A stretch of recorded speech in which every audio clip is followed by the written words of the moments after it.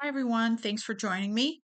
Today I'm going to be making a card using the Perched in a tree bundle, and I'm going to pair it with the Textured Chick 12 by 12 Designer Series paper. This is a really beautiful paper. It has lots of patterns on one side and some gold embossing on the other, and it really looks fabulous with this die here, this background die. So we're going to get started, and I basically already pre-cut a piece of the paper that is 3 7/8 by 5 1/8. And now I'm just going to run that beautiful die through that beautiful paper with my Big Shot.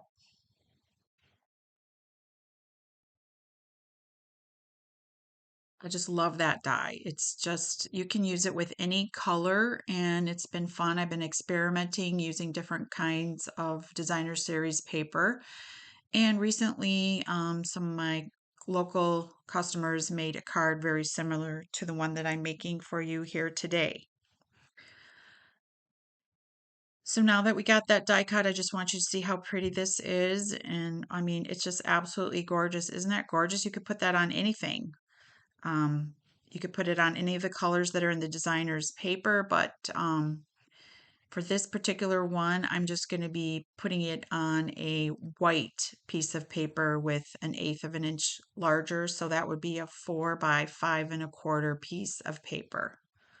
So I'm just going to glue that on there. And so you can see how pretty that is. It just pops right on there, and that could be your card. And here's the other side. Look at the gold. Isn't that just gorgeous? But for today, we're going to be using this side, this fall side.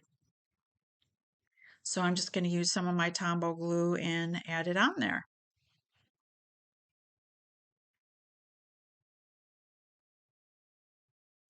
Okay, I'm ready to just put it on my white layer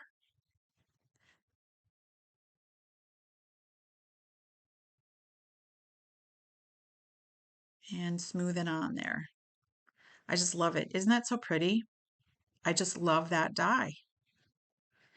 Okay, so now we need to add that bird. So I already stamped it using Memento black ink onto a scrap piece of basic white, and now we're going to color it, and we're going to be pulling out the colors that are in the designer series paper.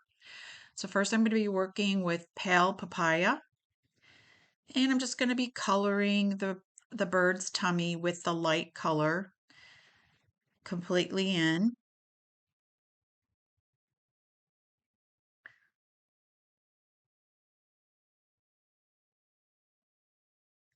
And now I'm going to go back and just highlight it, or I should say outline the bird's body with the dark, and then the little feather pieces that you can see on his tummy.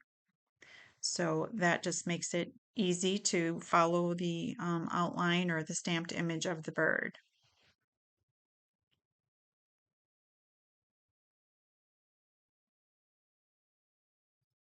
And then I just colored the beak with the dark too. So there's lots of colors in the designer series paper, but I decided that gray would be a good one that would blend with all those colors. So I have gray granite, and now I'm going to be coloring everything with the light gray granite, the top of the bird. Again, this is so easy to do because there's detail in the stamp. This is a very fun bird to color, and it's super easy to do because you could just add two colors and just follow the stamped impression with the light and the dark, and it'll look great.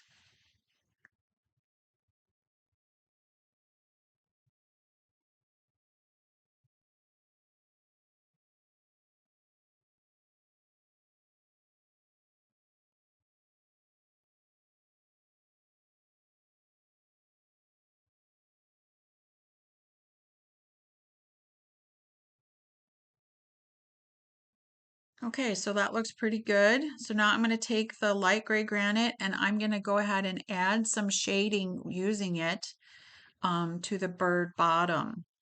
And that really just helps it all just blend in a lot better. So it actually looks like a bird with all those different color feathers in it. And now I'm ready to go back over the bird with the dark gray granite, doing the same technique where I am just outlining the bird and then the feather pieces there. So the designer series paper has evening evergreen, soft succulent, or at least this particular one, um, pale papaya, and I believe that's blushing bride or petal pink, one of the two, I'm not exactly sure. And then there's a little bit of speck of black in there. So I think this bird matches it really nicely. So I'm just checking it out, making sure I got everything, and I think it looks really good. So now I'm going to be adding the little some color to the feet with the fine tip of the soft suede, or I should say the early espresso, oh no, soft suede Stampin' Blend. Now my bird is all done and I am ready to go die cut it.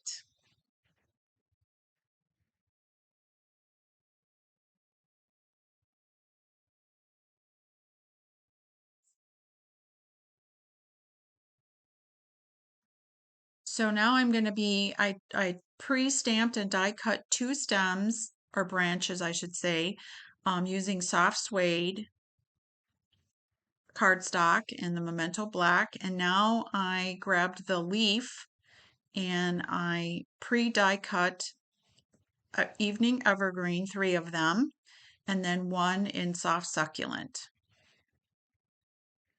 So for fun, because I like to create and it looks great just like that, I decided that it would be fun to add some sponging to the leaves to give it some texture. So I'm bringing in my leaves on a scratch piece of paper and I'm seeing that I die cut an extra dark evening evergreen. So I'm going to move that one. I don't need that one. I just need the three here. So I'm bringing in my sponge dauber and the evening evergreen, and I'm just going to put a little bit of color on all of them so that it has like a two-tone, and so it kind of just looks more real in my opinion when it's on the card. And it is kind of hard to see in the video because I'm doing such a dark color. Um, but the card, when you look at the card, when the finished card, you can see the two-tone. And I do think it looks fun. So you could do any color really if you think about it. But since this is such a dark color, I went with the dark color. And here I'm just showing you that I'm all done. And as you can see, I have some ink on my finger and I'm seeing that as well. And I'm going, I got to get that off my finger while I'm working on this card in front of you. So I tried to wipe up my finger and then I grabbed a soft succulent card base. And as you can see, I have some on my other finger and I'm going, where did I get this black ink from? As I am trying to put this card together for you. So I quickly wiped off my finger. Hopefully that's the end of the black. And now I'm adding that layer to my soft succulent card base.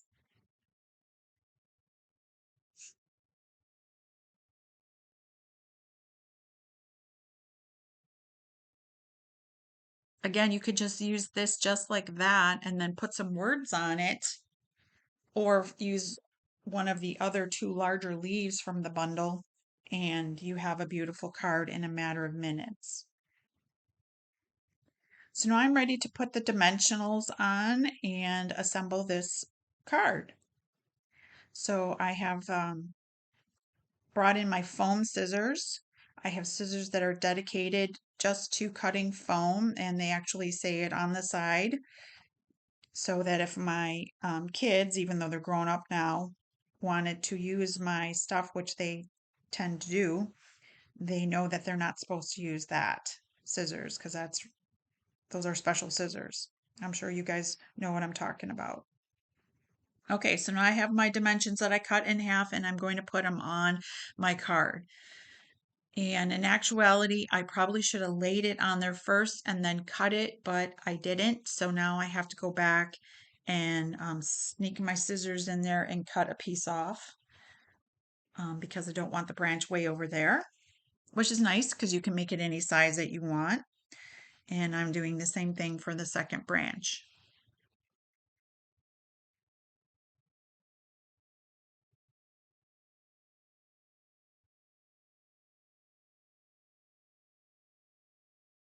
And as you can see, I need to cut that one off as well. So tip, lay it out first, then you can cut it, but it's not major.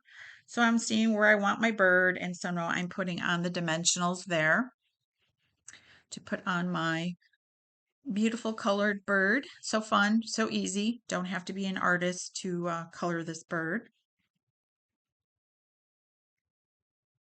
And he matches our background so nicely. And now I'm going to be putting on the leaves, and the leaves have holes in it, so I want to put on small amount of dimensionals. So I'm trying to cut them in half and strategically place them, because since the branch is already dimensionalized, some of the branch is going to be on there. So I'm trying to figure out where to put my dimensionals on here. And I decide I need to cut it even a little bit more before I put it on there. And as I'm going to be putting it on the lower branch. And now I'm kind of figuring out where I'm going to put the other ones. And 3 is a good one. See, 2 to me doesn't look that full. So 3 is kind of nice if you're doing the 2 branches. And again, you can make these branches any color cardstock and then sponge the same color ink on it. That would look really fun. So like a pale papaya one, and then you're sponging in either pale papaya or the evening evergreen. Um, and but I just stuck with the green colors in the cardstock. So I'm trying to figure out, and I realize I don't need to, because the branch is going to be rusting, or the leaf is going to be rusting on the branch. So I decide to put some glue on it instead in that area. And I put that soft succulent leaf on the branch. And now I am going to put that last one on there. So I'm going to put another small piece of dimensional on there and get that guy on there.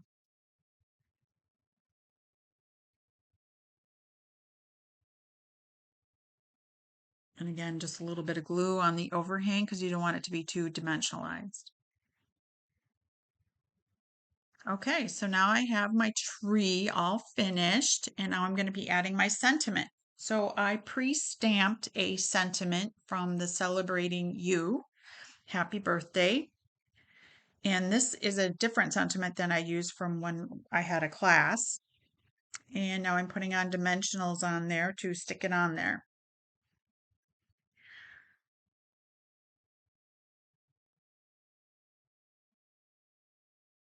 And when I put it on there, I'm looking at it and I'm going, oh, I just don't really like how big it is. So I decide on the spot that I don't want it to be a rectangle shape and that I need to hand cut it. So I am dismantling it, taking off the dimensionals, and I am going to hand cut it.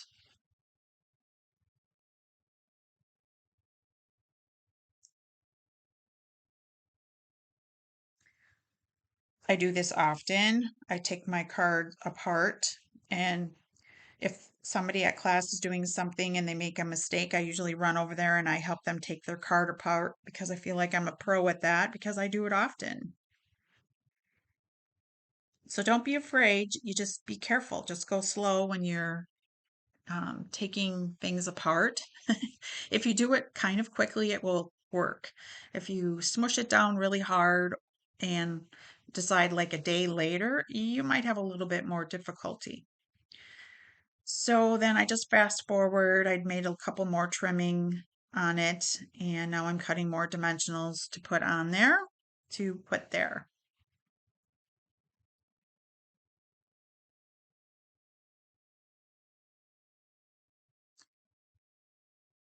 So I was having a little issues with the dimensionals, and so that's chopped up here. And I finally, um, I'm going to put the dimensional on, and hopefully this will be the last one that I destroy. It's nothing like using 1,000 dimensionals while you're making a video. Ah, finally, I got that on there, and it's all done and I'm so excited. But then I look at my bird and I go, I don't really like you. See, this is where you're seeing where I take apart things. And see, I'm just doing it really slowly. And this probably does not need to be moved, but that's the way I am built. I'm kind of a perfectionist and I decided the bird needed to be sitting down a little bit lower on the branch. So then I fixed that. And now I'm finally done and I'm like, woohoo! So I want to put on some embellishments. So I have grabbed the champagne rhinestones. I love these.